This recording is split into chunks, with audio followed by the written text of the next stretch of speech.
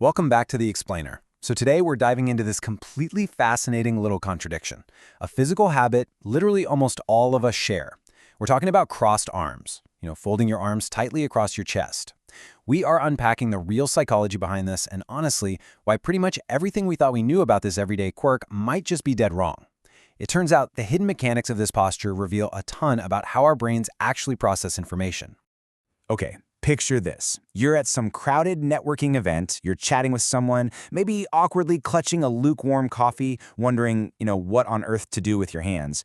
And suddenly, the person you're talking to just folds their arms tight across their chest. Boom. What goes through your mind in that exact split second? Do you immediately think they're bored? Are they annoyed? What's the instant story you're telling yourself about their mood or their attitude towards you? Well, normally, we instantly jump to the conclusion that they're pulling away, right? Like they're building a physical wall. It just feels like this clear, undeniable rejection. But the sources we're looking at today completely flip that assumption on its head. They contrast that widespread societal belief with a totally different psychological reality: deep engagement. And we're going to see exactly how a posture that society literally screams at us as defensive is actually very often a sign that someone is just intensely dialed into what you're saying. I mean, we've all sat through those painfully cheesy corporate seminars, right? Or had a high school teacher confidently tell us that crossed arms equal a closed mind. We've been drilled to believe the folding your arms means you're stubbornly defensive, you're rejecting the conversation, and you're just locking your thoughts away. It's the classic closed mind myth. But as we're going to unpack, that whole textbook interpretation completely misses the mark. It fundamentally misunderstands how so many of us actually think. In fact, psychologists actually have a term for this behavior. They call it being an internal processor. So hey, if you find yourself naturally crossing your arms in long meetings, the research totally validates you. It's very often just a physical manifestation of going inward to think.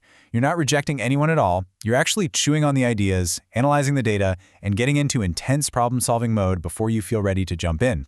It's the ultimate sign of a highly active mind, definitely not a closed one. Think of this posture kind of like an anchor for your brain. Beyond just deep thinking, folding our arms is actually a highly functional way to ground ourselves, especially in high-stakes professional settings, where complex, heavy ideas are flying around. Professionals often report that this physical anchor helps them stay fiercely focused on difficult topics. By physically tying up their limbs, they're essentially limiting physical distractions, which then channels all that available energy straight up into their cognitive processing. And there's another fascinating layer to this. In really overwhelming, loud, or hyper-public spaces, folding your arms acts as a literal self-hug. Wrapping your arms actually provides a tangible level of physical comfort. It's basically sending a signal right to your nervous system saying, hey, we're safe. This baseline level of comfort allows a person to feel secure enough to hyper-focus on a speaker or even just patiently wait for a really stressful presentation to kick off. It soothes the body so the brain can work overtime. But hold on a second. Let's pump the brakes and ask a really critical question here.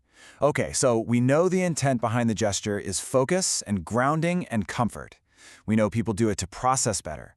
But does it actually work? Well, as much as we love to think this cozy posture helps us concentrate, the research reveals a genuinely wild cognitive paradox about what our brains are actually doing in that moment. 38%. I really want that number to just sink in for a second. Researchers took a group of university students and explicitly instructed them to keep their arms folded during a lecture. And the results? Absolutely staggering. When they were tested afterward, the students who sat with their arms folded retained 38% less information than the control group who just sat through the exact same lecture with their arms resting uncrossed. That is a massive, incredibly sharp plummet in retention.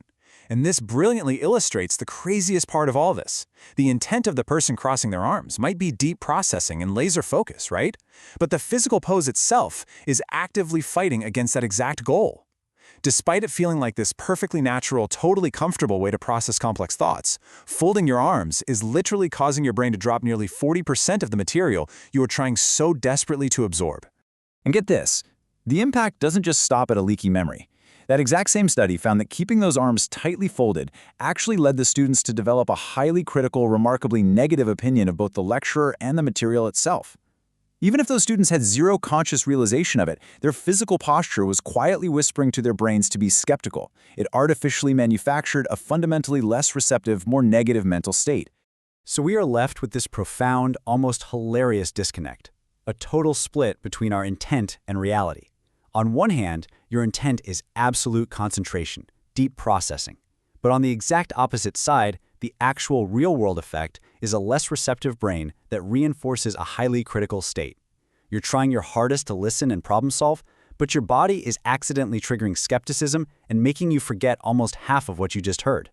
Okay, so knowing this fascinating little paradox between what we mean to do and what actually happens, how do we navigate this out in the wild? Well, context is literally everything. How your crossed arms are decoded by the people sitting across from you isn't some fixed, universal rule. It depends entirely on relationship dynamics. The exact same physical gesture can broadcast two wildly different messages depending entirely on who is in the room with you. Let's break it down. If you're interacting with complete strangers, crossing your arms is almost guaranteed to be decoded as a blocking behavior. It instantly creates physical distance, basically proving that old defensive myth right. But change the room to friends or long-term colleagues who actually know your quirks, that exact same gesture is understood perfectly. They don't see a defensive wall going up. They just know you're deep in thought, tackling serious business, and probably getting ready to drop a really great idea. It really is a fascinating look at how our bodies and our brains can sometimes work in total contradiction to each other, isn't it? And how the rest of the world interprets those messy signals. So, I'm going to leave you with this final thought for today's explainer. The next time you step into a meeting and you catch yourself naturally crossing your arms, ask yourself, are you intensely processing the room, or are you accidentally blocking it out? And honestly, more importantly, what is your brain quietly doing in that exact moment? Thanks so much for joining me today.